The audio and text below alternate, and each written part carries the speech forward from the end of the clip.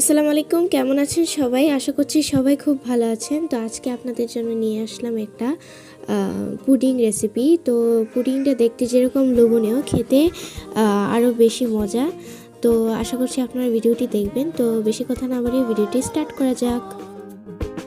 তো রেসিপির শুরুতে প্রথমে আমি একটা মগ বা আপনার গ্লাসের মধ্যে ওয়ান ফোর্থ কাপ দুধ নিয়ে নেবেন, বা আপনারা বলতে পারেন হাফ কাপ দুধ নেওয়ার পরে এখানে আপনারা 1 table spoon agar agar powder দিয়ে দেবেন। এবার আমি সব কিছু ভালো করে মিশিয়ে নেব। এই স্টেপে আমি 3 কাপেরও একটু বেশি গরুর দুধ নিয়ে নেব একটা পাতিলের মধ্যে।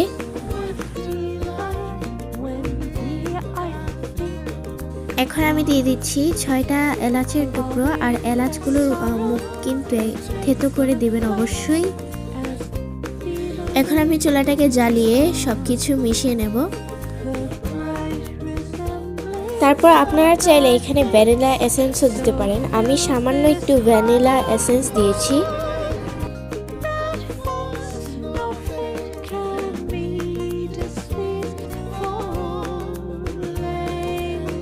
এখানে আমি দুধটাকে অনবরত নাড়তে থাকবো, না হলে দুধটা পাতিলের তলানিতে লেগে যাবে। সেই জন্য আমি বলক ওঠার আগ পর্যন্ত দুধটাকে নাড়তে থাকবো। তো এক পর্যায়ে যে সময় বলক আসতে থাকবে ওই সময় আমি এলাচের টুকরোগুলোকে উঠিয়ে নেব। এখন আমি দিয়ে দিচ্ছি হাফ কাপ চিনি বা 1/4 কাপ চিনি। এখন আমি অনবরত নাড়তে থাকবো একেবারে যে সময় বলক পুরো আসবে ওই সময় পর্যন্ত। তো দেখতেই পাচ্ছেন যে বলক চলে এসেছে। এখন আমি দুধ এবং আগার আগার পাউডার মিশ্রিত যে মিশ্রণটা ছিল সেটা আমি দুধের মধ্যে ঢেলে দিচ্ছি। মিশ্রণটা ঢেলে তারপর আমি আবারও নাড়তে থাকবো আর একটা বলক আসার আগ পর্যন্ত ভালো করে মিশিয়ে নেব। বলক আসার পর আমি পুডিংটা যে বাটিতে সেট করব সেই বাটিতে দুধটা ঢেলে নেব। পুডিংটা যে সময় হালকা ঠান্ডা হয়ে যাবে ওই সময় আমি একটা জেলু তৈরি করে নিব। আর যে সময় পুডিংটা অর্ধেক বসে যাবে সেই সময় আমি জেলুটা ঢেলে নেব। জেলুটা পুডিংয়ের উপর গরম থাকাকালীন ঢেলে নেব। তো চলুন এবার জেলি বানানোটা দেখে নিই। আর হ্যাঁ, পুডিংটা যে সময় পুরো বসে যাবে, মানে পুরো ঠান্ডা হয়ে বসে যাবে, সেই সময় কিন্তু জেলুটা উপরে দেওয়া যাবে না, তাহলে কিন্তু পুডিংটা থেকে জেলুটা আলাদা হয়ে যাবে। এতে করে পুডিংটা দেখতে মোটেও সুন্দর লাগবে না। জেলু বানানোর জন্য প্রথমে আমি একটা পাতিলের মধ্যে 1/4 কাপের থেকে একটু কম চিনি নিয়ে নিচ্ছি। তারপর নিয়ে নেব 1.5 কাপ পানি। আমি যে মেজারমেন্টে নিয়েছি সেই মেজারমেন্টে অবশ্যই নেবেন, না হলে জেলিটা পারফেক্ট হবে না। পর দিয়ে দেব agar agar powder. Agar agar powder আমি পুডিংয়ে যতটুকু নিয়েছিলাম, পুডিংয়ের জন্য যতটুকু নিয়েছিলাম 1 টেবিল স্পুন নিয়েছিলাম, তার থেকে আরেকটু কম আগার আগার পাউডার দেবেন। মানে 1 টেবিল স্পুন থেকে একটু কম আগার আগার পাউডার দেবেন, এতে করে জেলিটা ভালো হবে।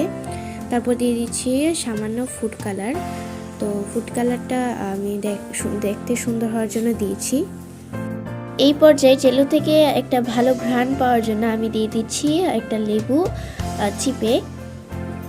তো লেবু চিপা হয়ে গেলে আমি এখানে সব কিছু মিশিয়ে জেলুটা নাড়তে নাড়তে করে নেব, কি বলে, জাল দিয়ে নেব।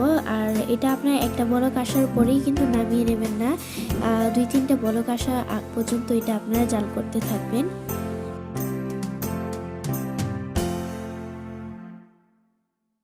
তো জেলি হয়ে যাওয়ার পর এখন আমি পুডিংটার উপর আস্তে আস্তে জেলিটা ঢেলে নেব।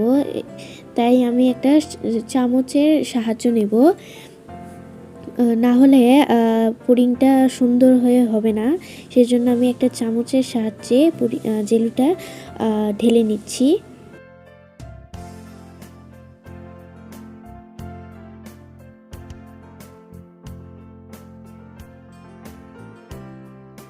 তো এই তো আমি জেলুটা ঢেলে দিয়েছি। এখন আমি পুডিংটাকে ঠান্ডা হতে দেব, কিন্তু তার আগে এই যে আপনারা দেখতে পাচ্ছেন যে আমি চামচ দিয়ে পুডিংটা সরিয়ে দিচ্ছি যেন ভিতরে জেলুটা ঢুকে আর একটা সুন্দর দেখতে যেন সুন্দর লাগে এবং লোভনীয় লাগে। এখন আমি পুডিংটা ঠান্ডা হওয়ার পর ফ্রিজে ঢুকিয়ে নেব। সারা রাত ফ্রিজে রাখার পর পুডিংটা আমি এখন ফ্রিজ থেকে বের করে নিয়েছি। এখন আমি এটাকে আস্তে আস্তে প্লেটে নিয়ে নেব। বাটিটা উল্টিয়ে প্লেটের মধ্যে নিয়ে আমি কিছুক্ষণ রেখে দেব, কারণ পুডিংটা ভালো করে বাটিটার থেকে ছেড়ে গেলে তারপর আমি এটা উঠিয়ে নেব। তো এই যে দেখতে পাচ্ছেন পুডিংটা কত সুন্দর হয়েছে, আলহামদুলিল্লাহ। আশা করি আপনাদের কাছে ভিডিওটি ভালো লেগেছে, আর ভালো লাগলে অবশ্যই ভিডিওটি লাইক দিয়ে দিবেন। আর সবাই ভালো থাকবেন, সুস্থ থাকবেন। আল্লাহ হাফেজ।